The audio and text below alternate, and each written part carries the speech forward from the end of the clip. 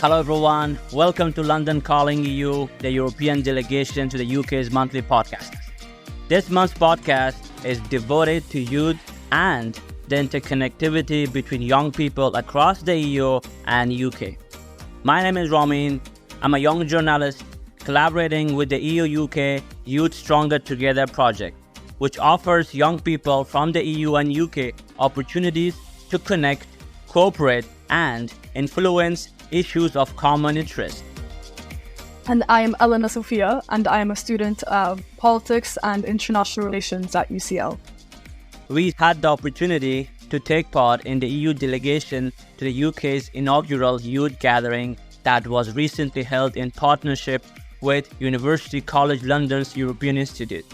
The gathering was a huge success and brought together over 100 young people from all corners of the UK, offering an opportunity to all to discuss the issues affecting young people and capture their views on the future of EU-UK relationship. It was an excellent chance to get a flavour of the concerns of the young people today at this unique juncture of EU-UK relations. To get a flavour of what brought the young people to the gathering and what are the major issues and challenges they are facing right now, we spoke directly to the participants and the responses we got were amazing. As you'll hear, the delegates come from across the UK and Europe, but share many common concerns. We hear first from a delegate from Northern Ireland. So the issues facing young people in Northern Ireland are mainly mental health would be a massive one. So the lack of mental health support, the lack of mental health education is coming up again and again and nothing is getting done. Then there's also education in general, the lack of things like mental health, relationships, sexual health education, the way the exams are structured, especially post-COVID, so that's coming up again and again. And then generally the lack of a sitting government within Northern Ireland is a massive issue because then none of the other issues can get pushed forward because we don't have a government to do anything about it. We keep getting told, but whenever they come back to government, you can get your issues sorted then, but it's been years and young people don't have that time to waste on trying to sort out these issues. Hi, my name is Victoria Genova. I am a third year PPE student at the University of Manchester. I'm from Bulgaria, but I've lived in the UK for 9 years. One of the main challenges for youth right now that I see is uncertainty over the future, since youth are facing a lot of competition to get jobs and to discover opportunities to gain actual work experience. I believe that we should not have any sort of unpaid internships for youth, and also the youth should be supported through different means when they're undertaking work experience. And we also need to have broader information campaigns on what EU youth's rights are within the UK, because a lot of people I have spoken to have told me that they are uncertain of whether they can keep their settled status or not if they don't stay in the UK for a couple of months. Hello, I am Gloria. I am from Inclusive Europe project and I am from Lisbon, but at the moment I'm currently living in London. So Inclusive Europe project, it's all about making sure the marginalized voices within the European Union are heard. I feel like one of the main issues that face young Europeans or young people in the UK as well is the cost of living and also mental health. I'm going to focus on mental health because I do have a background on mental health, and I feel like after the pandemic, even that problem of mental health that sometimes gets hidden under a carpet, after the pandemic, now it's way more visible. So I do feel like that's one of the main problems, mental health and a lack of access to mental health professionals and services. Hi, I'm Clyde from the Young European Movement. We know that there are millions of young Brits that care deeply about our future relationship with Europe. This event allows for us to connect and meet with young individuals and young future leaders to see what we all care about. And one thing that keeps coming up was young people's desire to re-embrace the Erasmus Plus programme. My name's Keelan Donnelly. I work for a youth organisation called Youth Action Northern Ireland. We're a regional-based organisation with offices across the north. We're a charity and a membership-based organisation, so we support members that are working directly with young people. I feel like some of the concerns for young people today is lack of opportunity, whether that's to live, support or work in other countries across the European Union. Young people have problems with transport and stuff as well. Funding's a big one for young people, and funding's a big one for ourselves. Being a charity, we rely heavily on funding to continue our work with young people, and lack of funding opportunities now since we left the European Union are very scarce. And if we do have funding streams we can apply for, they're heavily contested because every organisation is going for the same funding stream. So lack of opportunity for young people in general, but lack of opportunity that we ourselves can offer young people due to funding restrictions is a big issue for us. Solutions would be making our applications to other funding streams more accessible, more easily applied for, and making young people more aware of what opportunities actually are out there for them themselves to reach out for these. One of my key issues is the fact of further education not being heard. We're seen as a rung lower on the ladder to people, such as universities, higher education, and the same old organisations. So I feel that we need to be heard more, because at the end of the day, we are still people, we still have voices, and we need to be heard. Today's event, our classic, is great, to be fair. I'm a further education student, so it's allowed us to get a voice in where we don't normally get our voice in. I appreciate the event in that, and it's managed to bring so many different people from so many different backgrounds across the EU together. I can't congratulate them enough, to be fair. I feel like it's the starting steps to something bigger. Just a sample there of all the areas of youth concerns, from lack of opportunity to mental health support provisions and an awareness of needs of marginalized communities. Also clear, I think, is that the youth are looking for ways to interconnect in these post-Brexit years. To further explore the relationship between EU and UK youth as they stand now, I caught up with Deputy Ambassador of the European Union to UK, Nicole, Mannion, and the UK Young Ambassador to European Youth Forum, Maurizio, Cuttin, to explore just how they see the opportunities available for young people from the EU and UK to work together will make their connection stronger. I began by asking Deputy Ambassador Mannion what the common concerns for young people of the EU and UK are.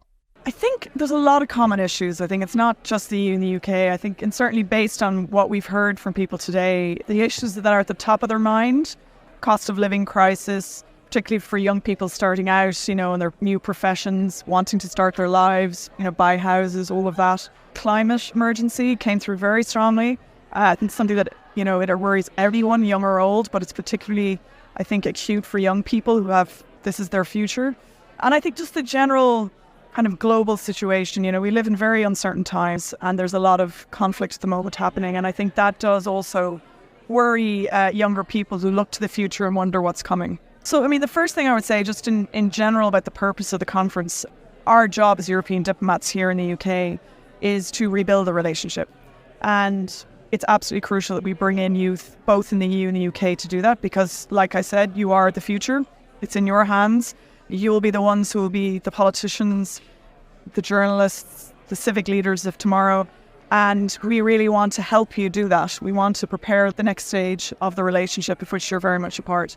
That's kind of a key part of how you address these challenges. Thinking about how to improve the EU-UK relationship is one part of that. It's the first big challenge for your generation, right, here in the UK, Brexit. So how you approach that is how you will approach everything, how you will approach the climate crisis, how you approach other crises that come down the road. It's an early kind of education for you, but it's a way of kind of learning how to deal as an individual and a society with something that is as big as this.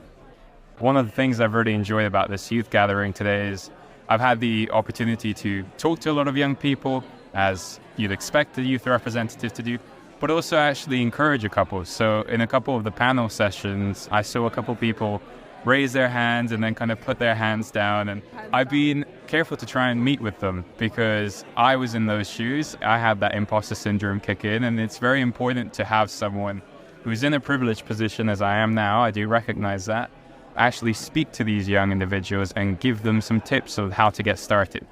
One of the key methods to re-establish this would be through what we've lost, which in this case is the Erasmus Plus program and all of the different programmatic elements attached to it. This represents the key investment in young people, in students, in unorganized youth.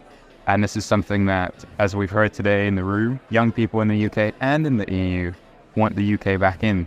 On your question about, okay, what happens if there is no structure? What happens if maybe there's not a national youth council in a given country? Luckily in the UK, we have the British Youth Council, we have hundreds of local youth councils as well and regional kind of youth councils to support our work. But for those young people that maybe don't have access to those opportunities, find other young people that feel that same frustration and build something with them. This is the whole purpose of this youth gathering, is to talk about EU-UK youth dialogue, but also the way forward. And I think building a bridge between our two sides is crucial. Indeed, building bridges can be considered something the whole youth gathering set about doing, and an important element of the day was the establishment of a new network of European societies across UK universities from every region. I spoke to Ioana Turcan, chair of UCL's own European and International Social and Political Studies Society, to find out a little more about what was behind this new development. I asked her what she hoped to achieve with the foundation of this new network. The more ambitious, the better.